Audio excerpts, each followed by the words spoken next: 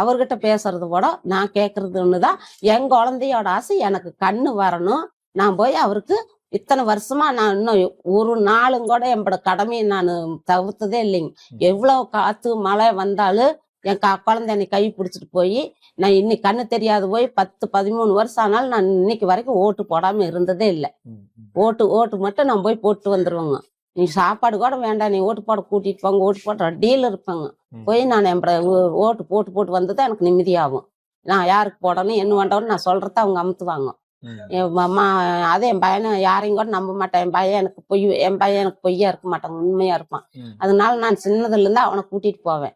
அம்மா நீ சொல்றதாம்மா நாங்க அமுத்தணும் அப்படித்தான் சொல்லுவாங்க. இல்லம்மா, இது கண்டிப்பா முன்னெடுத்து நாங்க வைப்போம். முன்னெடுத்து வைங்க. எனக்கு தேவை அவர் வரணும். அவர் வந்து இந்த மாதிரி அவளை பெண்களுக்கு எல்லாம் பாதுகாப்பு கொடுக்கணும். பெண்கள் வந்து நின்னா பெண்களுக்கு உரிமை கொடுங்க. சரி, கண்டிப்பா அது நடக்கும்மா. எனக்கு அதுதான் என் குழந்தையோட ஆசையா அதுதான், என் ஆசையா அதுதான். நான் விஜய் பார்த்தாலும் அதுதான் சொல்லுவேன். நானே இல்லைனாலும் நீங்க வந்து என்ன மாதிரி இருந்த பொண்ணுங்களுக்கு எல்லாம் ஆதரவு கொடுக்கணும். அதுதான் என் ஆசை. எந்த காலேஜ்ல படிக்கிறாங்கன்னு சொன்னீங்க? எந்த வருஷம்?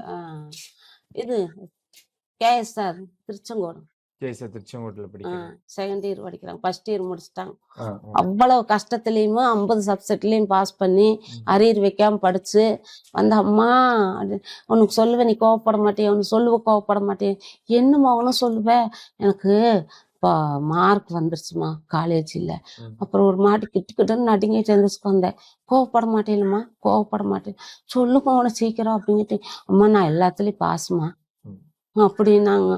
மோனை இதுக்காக மோனை நீ இப்படியெல்லாம் பண்றேன்.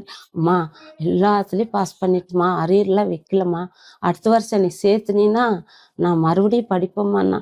எப்படித்தான் நான் காலேஜில் சேர்த்துன்னு எனக்கு தெரியாதுங்க. செகண்ட் இயர் ஃபர்ஸ்ட் இயருக்கு சேர்த்து கொஞ்சம் அந்த மாற்றுத்திறனாளி கொடுத்து காசுல சேர்த்து வச்சு சேர்த்திட்டுங்க.